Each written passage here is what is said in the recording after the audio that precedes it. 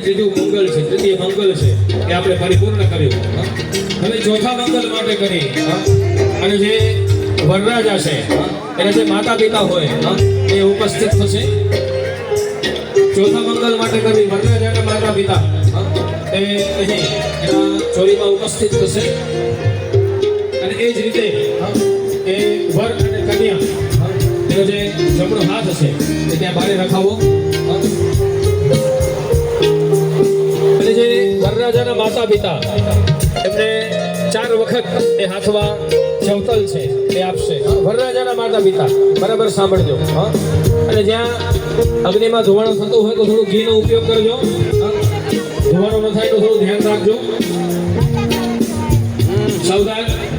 4 વખત એમાં જે વરરાજાના માતા પિતા છે એમાં જવતલ અર્પણ કરી આપો. ભગવતે શ્રી ચતુર્થ મંગલેન રાજા ઉત્યય નમઃ. ચલો સાવધાન. હવે વર કન્યા સાથે મળી અને તમને જે જવતલ આપવામાં આવેલા છે હાથમાં એમને એમાં યજ્ઞ કરવાનો છે.